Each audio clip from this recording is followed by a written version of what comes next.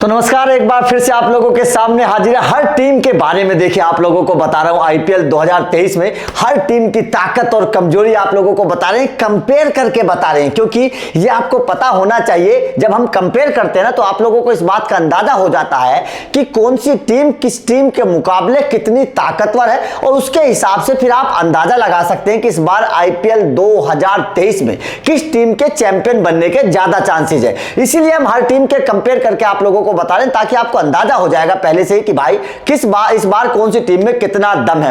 अब मैं देखिए लगातार आप लोगों को हर टीम के बारे में बता रहा हूं, हर टीम की जानकारी आप लोगों को कंपेयर करके दे रहे हैं, क्योंकि जब आमने सामने दोनों टीमें आए तो पता चल जाए कि कौन सी टीम में कितना दम है। इस कड़ी में अब हमारे नंबर है KKR versus Rajasthan. KKR versus Rajasthan हमेशा एक राइवलरी ये भी रहती है। राजस्थान के रणबांकुरे केकेआर, क्योंकि दोनों अलग अलग जगह के मतलब रीजन की टीम है, तो जाहिर तौर पर हमेशा एक अलग दिलचस्पी इन दोनों टीमों की होती है। राजस्थान पहली बार की चैंपियन, उसके बाद में केकेआर लगातार मतलब गौतम गंभीर ने उनको चैंपियन बनाया। तो यहां पर अब ये भी बहुत दिलचस्प है कि इस बार ये कैसे होने वाला है, केकेआर वर्सेस राजस्थान की टक्कर कैसे होने वाली। तो चलिए इस पर बड़ा दिलचस्प ये भी टीम है, दोनों टीमें बड़ी मजबूत नजर आ रही हैं कागजों पर, लेकिन एक्चुअल में क्या है, एक्चुअल में क्या है, किस टीम के अंदर कितना दम है एक्चुअल में, और किस नंबर पर कौन सा खिलाड़ी बेहतर होगा, ये इस पर डिस्कस करते हैं। चलिए तो केकेआर की स्क्वाड जैसा कि आपको पता है, फिर भी बता देता हूं। गुरबाज अय्यर, श्रेयस अय्यर, नीतीश राणा, रिंकू, रसल, नरेन, शार्दुल ठाकुर, साउदिया फर्गूसन, दोनों में से कोई एक खेलेगा, उमेश यादव और उसके बाद में वरुण चक्रवर्ती। ये रह सकती है केकेआर की जो स्क्वाड है, मेरे हिसाब से यही रहेगी। राजस्थान की बटलर, जायसवाल, पडिक्कल, संजू, हिटमार, 6 नंबर अभी खाली है क्योंकि कोई आएगा। अश्विन, बोल्ट, कृष्णा, सेन और चहल, ये रहेगी राजस्थान की टीम।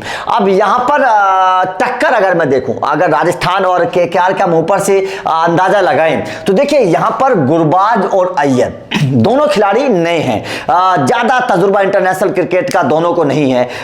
वेंकटेश अय्यर का 2021 बेशक बढ़िया गया था, 2022 में पूरी तरीके से फेल रहे। गुरबाज कुछ अच्छा खेल रहे हैं इंटरनेशनल क्रिकेट में, T20 विश्व कप में भी कुछ अच्छी पारियां गुरबाज ने खेली हैं। बड़े हिटर हैं, वास्तव में बहुत बड़े हिटर हैं, बड़ी बाउंड्री को भी पार करने की ताकत रखते हैं, लेकिन तजुर्बा उतना नहीं है। सबसे बड़ी प्रॉब्लम यह है कि इंटरनेशनल क्रिकेट का तजुर्बा उतना नहीं है।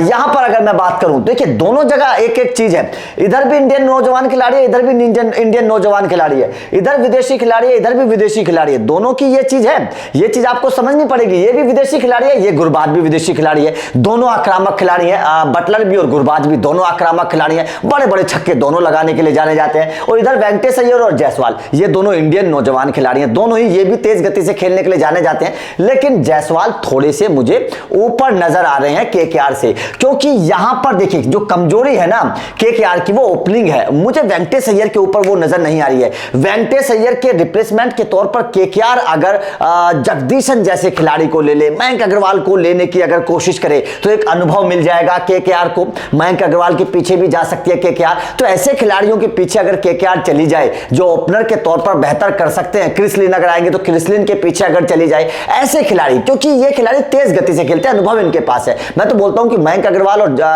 नयन जगदीशन के पीछे अगर इन दोनों खिलाड़ियों में से किसी एक को केकेआर लेने की कामयाब रहती है, लेकिन पर्स में पैसा नहीं है, केवल 7 करोड़ रुपए पर्स में है, ये केकेआर के लिए मुश्किल है। बस ओपनर के तौर पर मुझे केकेआर थोड़ी सी मुझे कमजोर नजर आती है, क्योंकि दोनों ही उतने तजुर्बेकार खिलाड़ी नहीं है, दोनों के पास एक्सपीरियंस नहीं है। गुरबाज और वेंकटेश अय्यर दोनों, यहां पर बटलर धुआंधार खिलाड़ी हैं भाई, ताकतवर खिलाड़ी हैं, शतक पर शतक ठोक देते हैं, तो इसीलिए ये मुझे ओपनिंग पेयर थोड़ा सा राजस्थान का मजबूत नजर आता है। नंबर 3 पर श्रेयस अय्यर, यहां पर पडिक्कल, तो जाहिर तौर पर श्रेयस अय्यर को मैं ऊपर रखना चाहूंगा केकेआर के। श्रेयस अय्यर थोड़ा सा मुझे ऊपर नजर आते हैं, वो थोड़ा सा नहीं बहुत ऊपर नजर आते हैं। बात तकनीक की बात कर लीजिए, एक्सपीरियंस की बात कर लीजिए, हमेशा श्रेयस अय्यर मुझे पडिक्कल के मुकाबले ऊपर नजर आ रहे हैं। यहां पर नंबर 4 पर नीतीश राणा और संजू, देखिए दोनों की टक्कर है भाई साहब। मैं दोनों को कंपेयर करूंगा तो बहुत बड़ी टक्कर है दोनों की। नीतीश राणा को कम मत समझना, नीतीश राणा आईपीएल के बड़े बल्लेबाजों में से एक है और बहुत धुआंधार तरीके से रन बनाते हैं। मेरे हिसाब से शायद अगर मैं गलत नहीं हूं तो नीतीश राणा का स्ट्राइक रेट भी संजू से ज्यादा होगा, अगर मैं गलत नहीं हूं तो नीतीश राणा का स्ट्राइक रेट भी संजू से ज्यादा होगा। और मेरे भाई धुआंधार बल्लेबाज हैं, धुआंधार बल्लेबाज हैं, तो यहां पर मैं संजू सैमसन, देखिए कप्तान है, बल्लेबाज भी है, लेकिन यहां पर मैं जो है ना इसको नंबर 4 की जो लड़ाई है इसको मैं 5th 50-50 रखूंगा। मैं संजू सैमसन को भी ऊपर नहीं रखूंगा क्योंकि नीतीश राणा से भी मैं बहुत प्रभावित हूं। नीतीश राणा भी बहुत खतरनाक बल्लेबाज है मेरे भाई, बहुत धुआंधार बल्लेबाज है, इसलिए मैं 50-50 नंबर 4 की लड़ाई को रखूंगा। दोनों बराबर मैं कंपेयर करना चाहता हूं बल्लेबाजी के तौर पर, क्योंकि बल्लेबाजी के तौर पर संजू सैमसन भी मैच जीता हुआ है और नीतीश राणा भी अपनी टीम के लिए मैच जीता और धुआंधार है, आक्रामक बल्लेबाजी करने के लिए जाने जाते हैं नीतीश राणा भी। अब यहां पर बात आती है रिंकू सिंह और हेटमायर। देखिए अगर मैं तजुर्बे को देखूं तो तजुर्बे के तौर पर तो हेटमायर देख भाई पुराने खिलाड़ी हैं, काफी दिनों से खेलते हुए आए, काफी सालों से आईपीएल का बहुत तजुर्बा है। लेकिन अगर मैं हालिया फॉर्म देखूं, क्योंकि हालिया फॉर्म बहुत जरूरी है मेरे भाई, क्योंकि धुआंधार खिलाड़ी तो सचिन तेंदुलकर और वीरेंद्र सहवाग भी होते थे, लेकिन हालिया खिलाड़ी के हाल तो वो रिटायरमेंट ले चुके हैं। तो यही तो मैं बोल रहा हूं कि तजुर्बा तो हेटमायर को बहुत है, लेकिन हालिया प्रदर्शन इस वक्त बल्ला कैसा चल रहा है ये बहुत बड़ा मैटर है। यहां पर मुझे रिंकू सिंह थोड़े से ऊपर नजर आते हैं हेटमायर से, क्योंकि हेटमायर खिलाड़ी धुआंधार है, खिलाड़ी में नो डाउट चौके छक्के मारेंगे, लेकिन 2022 उतना बेहतर नहीं गया जिस तरीके से हेटमायर का स्टेटस है, जिस तरीके से उनका नाम है, 2022 उस तरीके का नहीं गया। लेकिन रिंकू सिंह का 2022 बहुत बेहतर गया और डोमेस्टिक क्रिकेट रिंकू सिंह का बहुत अच्छा जा रहा है। 2023-22 में डोमेस्टिक क्रिकेट में बहुत रन बना रहे हैं, कई अच्छी पारियां रिंकू सिंह ने डोमेस्टिक में खेली हैं, तो वही हेटमायर अपनी टीम के लिए कुछ नहीं कर पाए। तो ये मैं बहुत बड़ी बात बोल रहा हूं कि ये वैसी नहीं है, देखिए नाम बड़ा है लेकिन दर्शन छोटे हैं, हेटमायर के नाम बड़ा है दर्शन छोटे हैं, रिंकू सिंह का नाम छोटा है लेकिन दर्शन बहुत बड़े हैं। तो यहां पर मैं रिंकू सिंह को ऊपर रखना चाहता हूं, क्योंकि हालिया फॉर्म बहुत धमाकेदार है, धमाकेदार और शानदार तरीके से रिंकू सिंह खेलते हुए नजर आ रहे हैं डोमेस्टिक क्रिकेट में भी। तो इसलिए मैं यहां पर नंबर 5 की पोजीशन को केकेआर को ऊपर रखना चाहता हूं। एक भरोसेमंद और अच्छा हिटर केकेआर को मिला है रिंकू सिंह के तौर पर 2022 में। अब बात आती है नंबर 6 पर। देखिए नंबर 6 पर इधर रसल है, रसल जो है इनके भरोसेमंद बल्लेबाजों में से एक है, पुराने खिलाड़ी हैं, शुरुआत से इनके साथ खेलते हुए आ रहे हैं। लेकिन यहां पर नंबर 6 पर जो खिलाड़ी आएगा, बेन स्टोक, सैम करन या होल्डर, तीनों में से कोई एक आएगा, या तो स्टोक आएगा या फिर सैम करन आएगा या फिर होल्डर आएगा, इन तीनों में से कोई एक आएगा। तो तीनों ही खिलाड़ियों के तौर पर मैं अगर देखूं तो स्टोक और सैम करन, अगर स्टोक और सैम करन आए तो यहां पर रसल से टक्कर अगर होगी स्टोक और सैम करन की, तो मेरे हिसाब से राजस्थान ऊपर नजर आ रही है मुझे, क्योंकि बेन स्टोक और सैम करन दोनों बेहतर खिलाड़ी हैं, गेंदबाजी और बल्लेबाजी दोनों के तौर पर। सैम करन तो बहुत बड़े विकेट टेकर हैं, हमने देखा उनको T20 विश्व कप में। हालांकि रसल भी विकेट टेकर हैं, लेकिन रसल उतने नहीं है जितने विकेट टेकर सैम करन मुझे नजर आते हैं। सैम करन के पास विकेट लेने की कला ज्यादा है रसल से, रसल के पास रफ्तार है नो डाउट, वो 140-45 की रफ्तार से भी गेंदबाजी कर देते हैं कभी कभी। सैम करन के पास उतनी रफ्तार नहीं है, वो 130-35 के आसपास रखते हैं, लेकिन विकेट लेने की जो कला सैम करन के पास है वो मुझे रसल के पास नजर नहीं आती है।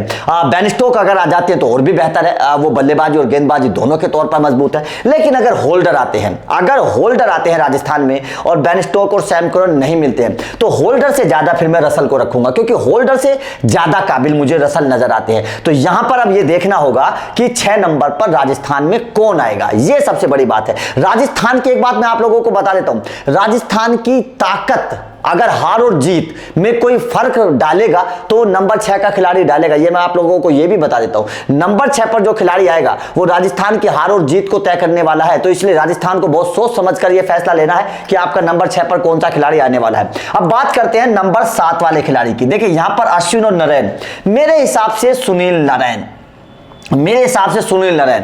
देखिए अश्विन जो है ना वो आपको डिफेंसिव बॉलर है, मुझे पिछले 2-2.5 साल से अश्विन के अंदर वो बात नजर नहीं आ रही है, वो डिफेंसिव होकर गेंदबाजी करते हुए नजर आ रहे हैं, मतलब विकेट नहीं ले रहे हैं, ऑफ स्पिनर है, ऑफ स्पिन करते ही नहीं है, हमेशा इधर उधर गेंद बचते हुए नजर आते हैं अश्विन। और बल्लेबाजी के तौर पर वो उतने आक्रामक नहीं है, मतलब ऐसा नहीं है कि वो लगातार 2-3 गेंदों पर 2 छक्के 3 छक्के लगा देंगे, जबकि सुनील नारायण के अंदर वो ताकत है, वो लगातार 2 गेंदों पर अगर गेंद बल्ले पर चढ़ गई तो 2 छक्के भी मार देंगे, 4 छक्के भी मार देंगे। और गेंदबाजी के तौर पर जो वेरिएशन सुनील नारायण के पास है, जो विविधता सुनील नारायण के पास है, जो एक सटीक लाइन सुनील नारायण के पास है, वो मुझे अश्विन के अंदर नजर नहीं आती है। ये आपको पता है, आप भी क्रिकेट इतना देखते तो आपको भी इतनी जानकारी है। तो यहां पर मुझे सुनील नारायण ऊपर नजर आते हैं अश्विन से मुकाबले। अब यहां पर आ जाती है ऑलराउंडर की बात, तो यहां पर शार्दुल ठाकुर और बोल्ट।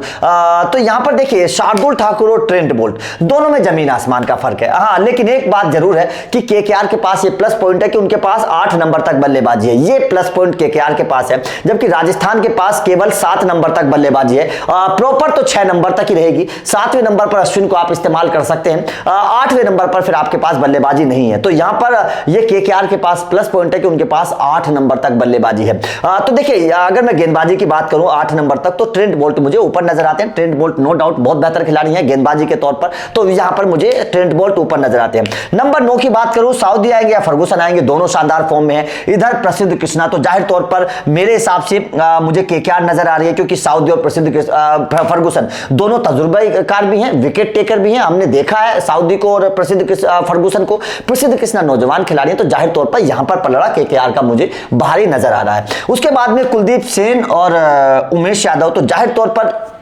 यहां भी थोड़ा सा फर्क है। रफ्तार उमेश यादव के पास भी है, रफ्तार कुलदीप सेन के पास भी है, लेकिन तजुर्बा उमेश यादव के पास ज्यादा है कुलदीप सेन के मुकाबले।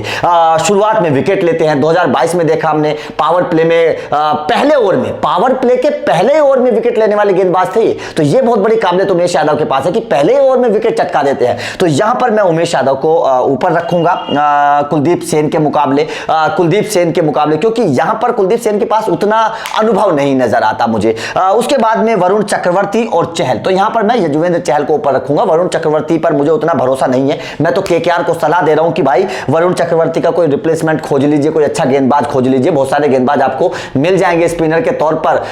मयंक मार्कंडे को भी रिलीज किया है मुंबई ने, तो क्योंकि वरुण चक्रवर्ती आपकी लुटिया डुबा देगा। मैं केकेआर को यह सलाह देता हूं कि वरुण चक्रवर्ती और वेंकटेश अय्यर, इन दोनों का रिप्लेसमेंट अगर आपने खोज लिया अच्छा, तो आप चैंपियन बन सकते हैं, वरना ये दोनों खिलाड़ी आपको पिछली बार की तरह डुबा देंगे। पिछली बार भी इन दोनों खिलाड़ियों ने डुबाया था केकेआर को, और इस बार भी ये दोनों ही खिलाड़ी केकेआर को डुबा देंगे। मैं आप लोगों को अभी भी बता रहा हूं, ये जो प्यार मोहब्बत है ना इन खिलाड़ियों से केकेआर को, वरना वेंकटेश अय्यर को और वरुण चक्रवर्ती को छोड़ देना चाहिए था इस बार। मुझे नहीं पता कि क्यों रिटेन किया है इन दोनों खिलाड़ियों को केकेआर ने, लेकिन ये दोनों खिलाड़ी वास्तव में केकेआर पर इस बार भी भारी पड़ सकते हैं। इन दोनों को छोड़ देना चाहिए। यहां पर चहल का मुझे पल्ला भारी नजर आता है। तो यहां पर अब मैं कंपेयर टीम के हिसाब से अगर करूं, तो ऊपरी क्रम मुझे राजस्थान का मजबूत नजर आता है, क्योंकि यहां पर गुरबाज और वेंकटेश अय्यर दो मुझे कमजोर कड़ी नजर आते हैं। अगर मैं टॉप 4 की बात करूं, टॉप 4 में मुझे दो कमजोर कड़ी और दोनों ही ओपनर हैं, तो यहां पर मुझे केकेआर का ऊपरी क्रम कमजोर नजर आता है। हालांकि श्रेयस अय्यर भी उस तरीके की फॉर्म में नहीं है, नीतीश राणा है, तो यहां पर बटलर, जायसवाल, पडिक्कल और संजू, तो टॉप ऑर्डर मुझे नंबर 4 जो है ना,